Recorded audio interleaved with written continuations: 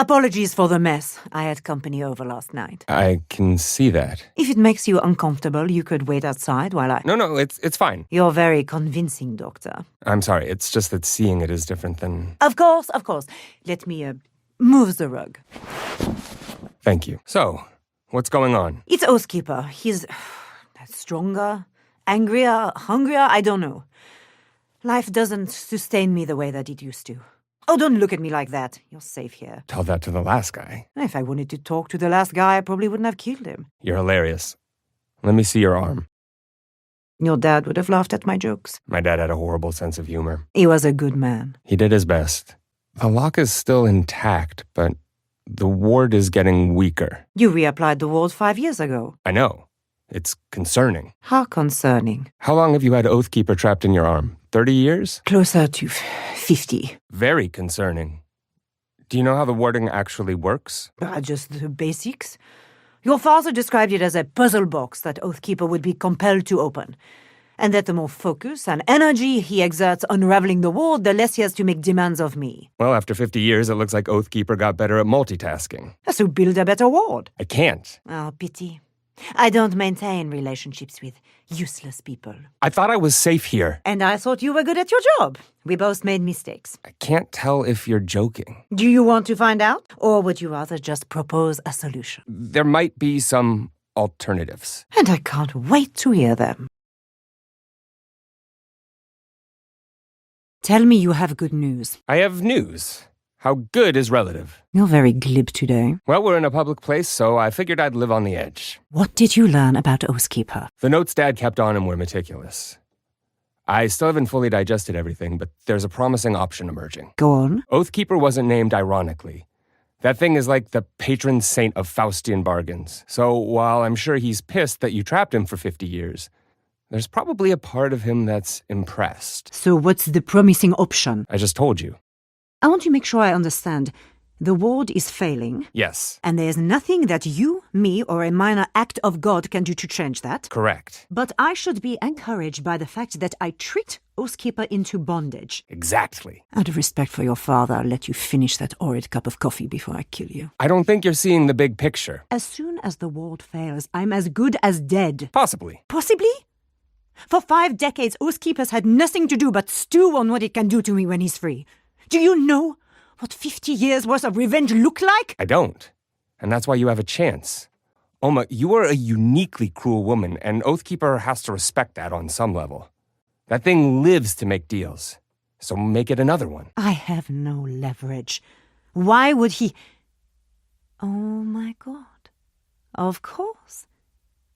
He doesn't know how close he is to breaking free, does he? I don't think so. Well then, that changes things, doesn't it?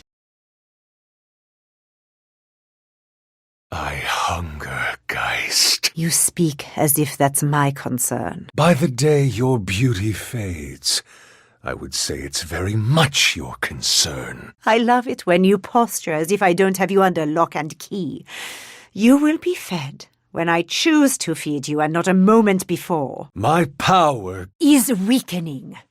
You think I haven't noticed?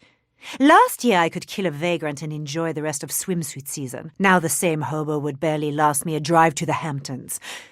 At some point, le jeu ne vaut pas la chandelle. Now who's posturing? What good is eternal life if I spend it in an OSIC oubliette? And we both know that's exactly where I would end up if I gave in to your every whim. No. Your demands are too much. And so I'm given little choice but to age gracefully. So what? You toss me more scraps for the next 50 years? My dear Oathkeeper, the scraps you are fed today will feel like a banquet compared to the crumbs you will be fed in the future. Such conviction. I almost believe you. Believe me, don't believe me, either way. This dynamic of ours is not really benefiting either of us anymore, is it? It sounds like you're about to propose a solution. You don't want to be trapped in my arm. I don't want to be killed if I release you. So pay off your debt to me. Did you forget the part where I said I had no intention of obeying your whims? A deal made needs to be honored. It is my nature. And it will be, just not by me. Go on. I don't release you. I transfer you. To someone I trust. You get a host for your regular indulgences. And I don't have a moment of freedom to kill you. Exactly. The idea has merit. Do you have someone in mind? No. You promised you would help me. With the ward, sure. Not with making a deal with the devil. The devil.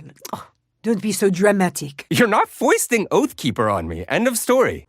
What would you have me do? You know a bunch of horrible people. I'm sure any one of them would love to live forever at the cost of someone else's life. Of course I do. The question is, who do I know that wouldn't turn on me the first chance they got? What about Mr. Fairfax? Not a horrible suggestion. I'm sure he tried to either bind or weaponize Oathkeeper, but that would be his problem, not mine.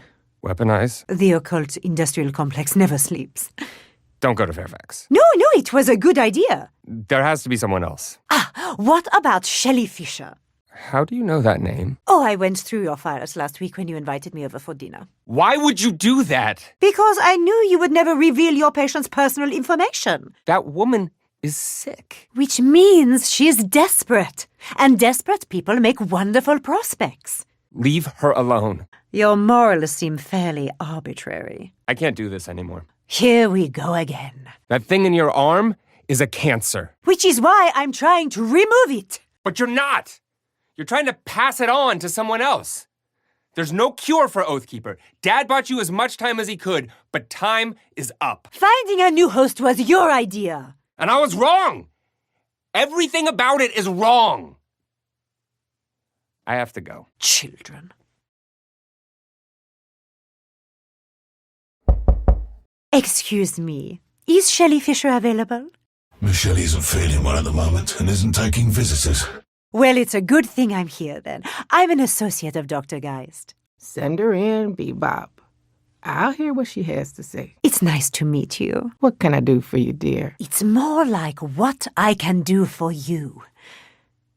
I know you're running out of time, Miss Fisher, but you don't need to be. What if I told you that you can bar death from entering your home?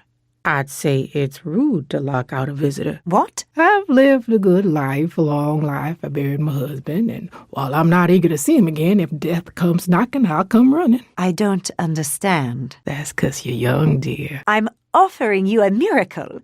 Johann called and told me all about you, Lady Geist. And if you knew anything about me, you'd know I traffic in creation, not death. So, no. You're not offering me a miracle. You're offering me a curse. You're going to die. I am. But at least I'm not going to live by becoming a killer. You know what you're doing is wrong. If you didn't feel that way, you wouldn't be trying to pawn off the responsibility. What am I supposed to do? I don't know. That's the problem with making deals with the devil. He always comes to collect. I tire of your sanctimony. If you won't take Oathkeeper on my behalf, you will at least buy me more time. I brought some chocolate biscuits for you and your guest, miss. You step away from her right now. Or what? No! Oh, no. Freedom. Oathkeeper, please. Don't beg, Lady Geist.